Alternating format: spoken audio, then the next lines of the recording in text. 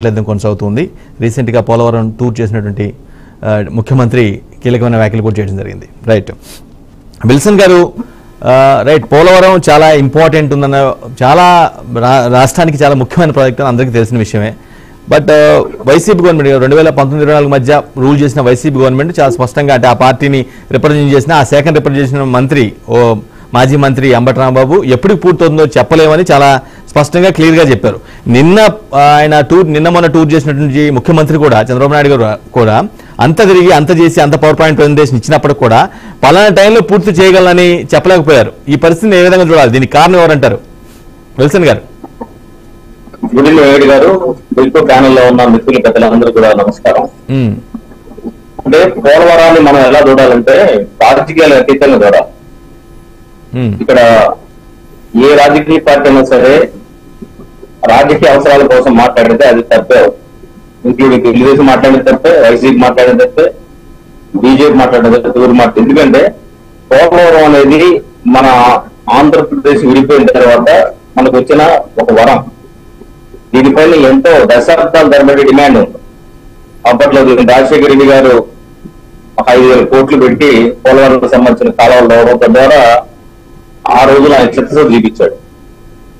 ఆ తర్వాత ప్రభుత్వంలో, విడిపోయిన ప్రభుత్వంలో తెలుగుదేశం పార్టీ ఎన్డీఏ కూటమిలో 72% దీన్ని కంప్లీట్ చేశారు.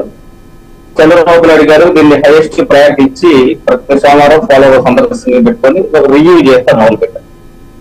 అంటే బేసిక్ ఏంటంటే పోలవరం అనేది మనకి ఇప్పటిదాకా మన మిత్రులందరూ చెప్పినట్టు ఇది ఒక జీవనాడి. దీన్ని నిర్లక్ష్యం చేయడం ద్వారా జగన్మోహన్ రెడ్డి గారు ఆంధ్రప్రదేశ్ ఆంధ్ర ప్రజలు మాత్రమే కాదు, ఒక తండ్రి గారికి అన్యాయం చేసినట్టే.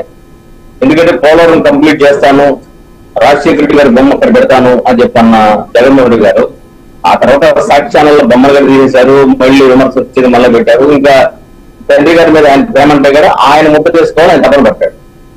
కాబట్టి జగన్మోహన్ రెడ్డి గారి యాటిట్యూడ్ అనేది ప్రజలకు అర్థమైపోయింది. విల్సన్ గారు, 2014-19 మధ్య మీరు 72% పూర్తవడానికి సహకరించారు. అఫ్ కోర్స్ లాస్ట్ లో డిఫరెన్సెస్ వచ్చాయి కాబట్టి మీరు విభేదించారు, దట్స్ ఎ డిఫరెంట్ మ్యాటర్.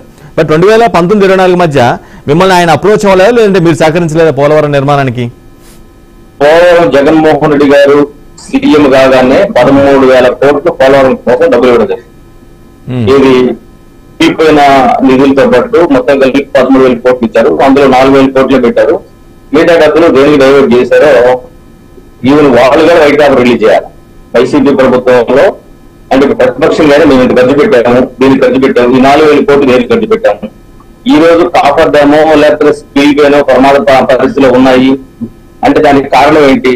గతంలో ఒకవేళ అధికారులు తప్పు చేస్తే, ఈ కేంద్ర అధికారులు తప్పు చేసినా అది తప్పే. కేంద్ర జలవనరుల శాఖ దీని మీద బాధ్యత వ్యవహరించాల్సిన పరిస్థితులు ఉంటాయి. అయితే వాళ్ళు ఇక్కడుండే ఎంఆర్ఓలు, ఇక్కడుండే ఆర్డీఓలు, ఇక్కడుండే అధికార యంత్రాంగం, ఇక్కడుండే కాంట్రాక్టర్ మీద ఆధారపడి వాళ్ళు కదా సోసోగా పోయినట్టుగా నాకైతే కనిపిస్తాము. కానీ అది తప్పదు, అది కూడా ఒక బ్లండర్. కాబట్టి కేంద్ర జలవనరుల శాఖకు సంబంధించిన అధికారులు వాళ్ళు ఎంతవరకు బాధ్యత వ్యవహరించారో కూడా ఇది స్పష్టంగా కావాలి. ఇది ప్రాజెక్ట్ ఆలస్యం అయిపోతే ఏమవుతుందంటే కేంద్ర ప్రభుత్వం మీద ప్రెజర్ పడుతుంది.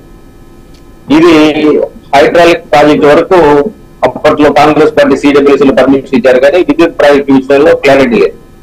అయినప్పటికీ కూడా దీనికి సంబంధించిన ఏదైతే చంద్రబాబు నాయుడు గారు అప్పట్లో డిపిఆర్ 50,000 కోట్లకు పంపించారో ఆ డిపిఆర్ కూడా మేము పాజిటివ్ గా ఉన్నాం. దాని నుంచి శాఖారెడ్డి గారు ఆ రోజు వీసారెడ్డి గారి పక్కన పెట్టుకోవాలి మీడియాలో మాట్లాడేది. అంటే ఇక్కడ మనకు అర్థం కావాల్సింది ఏంటంటే కేంద్ర ప్రభుత్వం హైయెస్ట్ ప్రయారిటీ ఇస్తుంది, కానీ ఆలస్యం చేసే కొద్దీ ఎవరికి నష్టం అవుతుంది? ప్రజలకు నష్టం అవుతుంది. ఈ రోజు దాన్ని హైట్ తగ్గించాలని కొద్ది రోజులు, అదేవిధంగా దానికి సంబంధించి మరి ప్రాపర్ గా ఆర్డీ చేయకపోవడము. మరి అంబటి రాంబాబు గారు ఒక పోలవరం నాకు అర్థం కావడం లేదని ఆయన కన్ఫ్యూజన్ స్టేట్మెంట్ ఇచ్చారు. ఒక మంత్రి అలాంటి బాధ్యత స్టేట్మెంట్ ఇవ్వకూడదు. అర్థం కాకపోవడానికి పోలవరానికి అంబటి రాంబాబు గారు ఏమన్నా మట్టిని తీసుకెళ్లి అక్కడ నిర్మాణం చేయడు. అక్కడ చేసేది అధికార యంత్రాంగానికి సంబంధించిన ఈఎన్సీలు ఉంటారు. ఆ ఈఎన్సీలే దీనికి సంబంధించి స్పష్టంగా దాని మీద ఒక రిపోర్ట్ ఇస్తారు. అధికారులతో మాట్లాడే కూడా ఆయన రావాలి, అంతే తప్ప ఆయన ఏదో క్యాబినెట్ చేసుకోవడానికి ఆయన మంత్రి పదవలేదు. దురదృష్టం ఏంటంటే ఇక్కడ జరిగింది ఏంటంటే జగన్మోహన్ రెడ్డి గారి పాలనలో చాలా దారుణం జరిగింది. ఈ ప్రాజెక్ట్ ని పక్కన పెట్టడం జరిగింది. దీనివల్ల ఏమైందంటే మీరు ఒక కట్టడం కడతారు. అసలు ఈ చంద్రబాబు నాయుడు గారు ఇప్పటివరకు మా పోలవరం మీద పత్రం ఇచ్చారు కానీ అసలు అంతకుముందు అక్కడ కట్టిన అనేక బిల్డింగ్స్ కూడా చుట్టుపక్కల అంటే అమరావతి చుట్టుపక్కల బిల్డింగ్స్ కూడా పోవడం పడిపోయిన పరిస్థితులు ఉన్నాయి. ఇవి నమ్మి అపార్ట్మెంట్స్ కట్టుకున్న వాళ్ళు ఆ బిల్డింగ్స్ కూడా అమలు పోతా ఆపువేసుకున్న పరిస్థితి ఉంది. అంటే ఒక రకంగా చెప్పాలంటే రాష్ట్రం పైన ఉత్పాదన జరిగినట్టుగా హిరోషిమా నాగసాకి మీద ఎలా అయితే బాంబులు పడ్డాయో అంటే జగన్మోహన్ రెడ్డి గారి పాలనలో బాంబులు పడ్డట్టుగా ప్రజలు ఫీల్ అయ్యారు. వాస్తవానికి కొద్దిమంది అమాయక ప్రజలు మాకు అమ్మఒడి ఇచ్చారని, లేదా జగన్ దీవులు ఇచ్చారని, లేకపోతే మా ఇంట్లో పిచ్చిలు ఇచ్చారని రకరకాల కారణాల చేత ఓట్లు వేశారు. అదేవిధంగా జగన్మోహన్ రెడ్డి గారికి సంబంధించి దళిత క్రైస్తవులు గారు ఓట్లు వేశారు, కొద్దిమంది ముస్లింస్ గారు ఓట్లు వేశారు.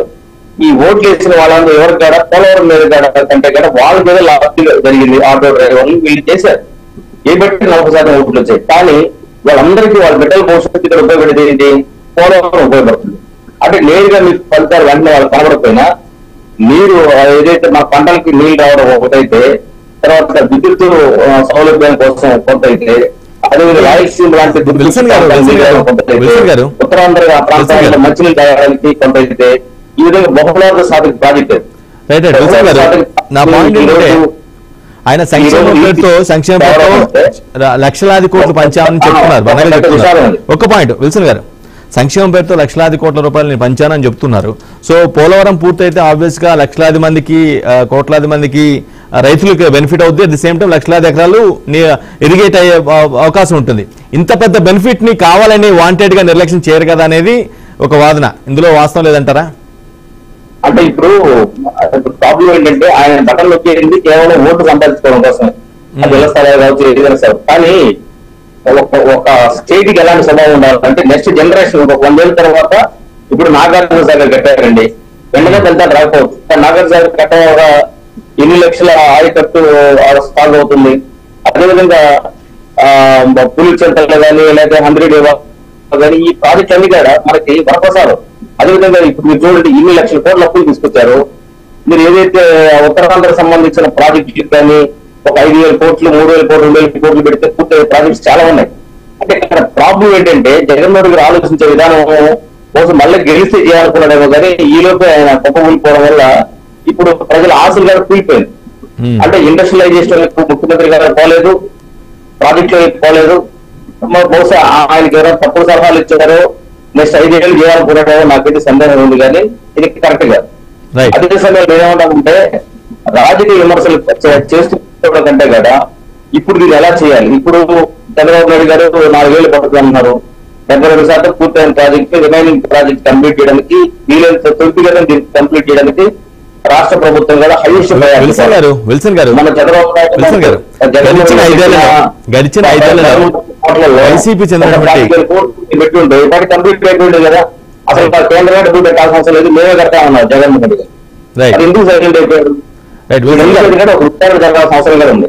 విల్సన్ గారు, నా పాయింట్ ఏంటంటే విల్సన్ గారు గడిచిన 5 ఏళ్లలో మిమ్మల్ని వైసీపీ ప్రభుత్వం నుంచి రిప్రజెంట్ చేస్తూ సీఎం కావచ్చు, లేదంటే ఆ శాఖ మంత్రి కావచ్చు, లేదంటే ఇంకొక మంత్రి కావచ్చు, ఎవరు కూడా కేంద్రాన్ని అప్రోచ్ అవ్వలేదా? ఇట్లా పూర్తి చేయాల్సిన అవసరం ఉంది, ఈ టైంలో బాగుండేది, అది చాలా బహుళార్థ సాధక ప్రాజెక్టు, ప్రజలకు చాలా ఉపయోగపడుతుంది అని చెప్పి ఆ వాదన చెప్పి మిమ్మల్ని ఎవరు అప్రోచ్ అవ్వలేదా, లేదా మీరు పట్టించుకోలేదా? కదండి దానికి సంబంధించి కేంద్ర జనవనరుల శాఖ మీరు తప్ప చెప్పాలా? ఇప్పుడు ఈ రాజకీయ పార్టీగా బీజేపీని అప్రోచ్ కాదు. ఇది కట్టే ఎవరు? కేంద్ర జనవనరుల శాఖ మంత్రి వర్గం ఏం చేస్తుందంటే దానికి సంబంధించి రీఎంబర్స్మెంట్ ఇస్తారు. మేము 4,000 కోట్లు పెట్టాము, ఈ 4,000 కోట్లు మీరు దీనికి పెట్టామని చెప్పి టీపీఆర్ని సమర్పిస్తే ఈసీలు సమర్పిస్తే దానికి సంబంధించి డబ్బులు అనిపిస్తుంది. అంతవరకు బాధ్యత తీసుకున్నది కేంద్ర ప్రభుత్వం. 100% కేంద్ర ప్రభుత్వం అంటే బాధ్యత మేము తీసుకున్నాం కదా. బట్ ఆ రోజు సీడీపీలు పెట్టింది పోలవరం అనేది 100% కేంద్రం భరించే ఒక ప్రాజెక్ట్ గా ఇచ్చారు. ఇచ్చినప్పుడు దాన్ని మనం ఏం చేయాలంటే కేంద్రం నేను చెప్తున్నా కదా వైసీపీ వాళ్ళ ఆలోచన విధానం కరెక్ట్ ఉంటే మా మీద నిందలు పంపచ్చు, మాకు అభ్యంతరం లేదు. ఎందుకంటే భారతీయ జనతా పార్టీ అంటే దానికంటే కూడా కేంద్ర సంబంధించిన శాఖ ఏం చేస్తున్నారో అడగచ్చు. కానీ అసలు వాళ్ళే పార్టీ పక్కన పడేసిన తర్వాత రివర్ సెంటర్ 800 కోట్లు మిగులుతాయన్నారు. ఎక్కడ మిగిలి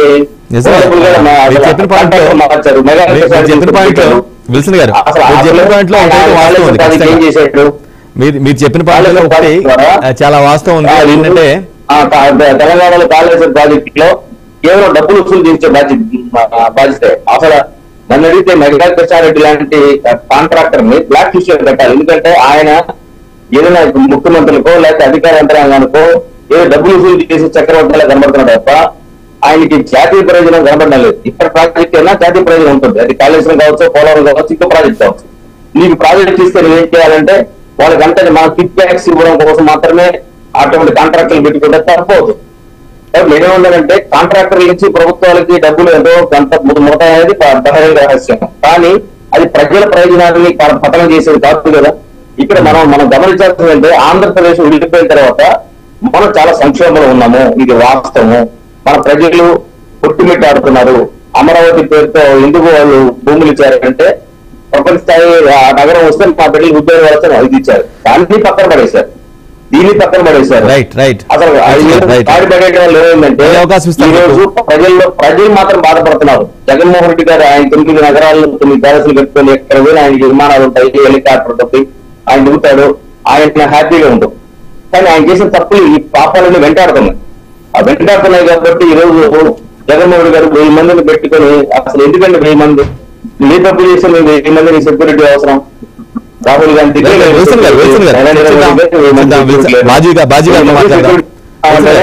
ఎంత తిరిగారో అర్థమవుతాం. అలాంటి వ్యక్తి రాజకీయానికి పనికిరాడు. ఆ పార్టీ కూడా కొద్ది రోజులు అంతరార్థం అవుతుంది. అందులో సందేహం లేదు, మాకైతే అవి సందేహం లేదు. ఇక్కడ నేనేమంటానంటే తెలుగుదేశం పార్టీ కావచ్చు, అదే పవన్ కళ్యాణ్ గారి పార్టీ కావచ్చు, మా పార్టీ కావచ్చు, మా పెద్దలందరినీ కూర్చోబెట్టుకోని కూడా చంద్రబాబు నాయుడు గారు డిస్కస్ చేసి కేంద్ర పెద్దల దగ్గర తీసుకెళ్లి రావాల్సిన ఏదైతే నిధులకు సంబంధించిన పెండింగ్ ఉన్నాయో పెండింగ్ నిధుల కోసం ప్రయత్నం చేయొచ్చు. ఇప్పుడు మా పార్టీ సంబంధించిన అగ్ర నాయకులు సుజనా చౌదరి ఉన్నారు. ఆయన ఇంతకుముందు పౌరం నిధులు రావడానికి కష్టపడ్డ వ్యక్తే. వాళ్ళకి విద్యా సమస్యలు వచ్చింది కదా, ఆ రోజు ఆయన పడ్డ కష్టాల నుంచి కష్టాల నుంచి వచ్చాయి. ఇప్పుడు అలాంటి వ్యక్తులు పక్కన పెట్టుకొని చేయొచ్చు. పురంధేశ్వరి గారు ఈ రోజు పవర్ఫుల్ పర్సనాలిటీ. అమిత్ షా గారు, నరేంద్ర మోడీ గారు డైరెక్ట్ సంబంధాలు ఉంది. ఈయన బంధుత్వం కట్టే కానీ ఈ రోజు కేంద్ర ప్రభుత్వానికి ఒక వాల్యుబుల్ పర్సనాలిటీ పురంధేశ్వరి గారు ఉన్నారు. ఆమెను కూర్చోబెట్టుకుని చంద్రబాబు నాయుడు గారు ఈ పోలవరం ఇక్కడ భేషాదాలు ఒక్కర్లేదండి. నేను ఏమంటానంటే ఆయన ముఖ్యమంత్రి, ఈమె మా ఒక పార్టీ అధ్యక్షుడు అనుకోవాల్సిన అవసరం లేదు. కేంద్రానికి ప్రతినిధి ఈ రోజు మా పార్టీ అధ్యక్షుడు గారితో పవన్ కళ్యాణ్ గారు కూర్చొని దీన్ని వర్కౌట్ చేసుకోవచ్చు. పవన్ కళ్యాణ్ గారి చొరవ తీసుకోవచ్చు. మేడం సహాయం చేస్తే బాగుంటుంది అనేది నాకు ఉండే వ్యక్తిగత అభిప్రాయం. ఆ విధంగా మేడం సహాయం తీసుకొని కేంద్ర ప్రభుత్వం దగ్గరికి వెళ్ళి నరేంద్ర అమిత్ షా గారి దగ్గరికి వెళ్ళి మిగతా రావాల్సిన రిమైనింగ్ అమౌంట్స్ గురించి అడగచ్చు. అదే సమయంలో మీరు ఫారిన్ నుంచి ఎవరు తెప్పిస్తారా? ప్రపంచ స్థాయిలో పెట్టిన ప్రాజెక్ట్స్ ఉన్నాయి. డాక్టర్ దగ్గర అసలు మన వాళ్ళు ఇతర దేశాలపై ప్రాజెక్టులు పెట్టిన వాళ్ళు ఉన్నారు చాలా మంది. నేను చెప్పదలుచుకుంది ఏంటంటే మనకేమి నాలెడ్జ్ కొరత లేదు, నాలెడ్జ్ ఉంది, మన సిద్ధశుద్ధి గట్టిన కొరత లేదు. ఇప్పుడు మనం చేయాల్సింది ఏంటంటే అందరూ రాజకీయాలకు అతీతంగా ఇప్పుడు ఈ విషయంలో కొత్తగా జగన్మోహన్ పెట్టడం వల్ల నాకేం ఉపయోగం లేదు, కాంగ్రెస్ అంటే ఉపయోగం లేదు. ఆంధ్రప్రదేశ్ పౌరులు నాకేం కావాలి, పోలవరం ఎంత తొందరగా పూర్తయితే అంతమంది ప్రజలకు మేలు జరుగుతుంది. ఇది మాత్రం నేను కోరుకుంటాను. ఆ దిశగా రాష్ట్ర ప్రభుత్వం కూడా పాజిటివ్ అప్రోచ్ తో పోవాలని కూడా నేను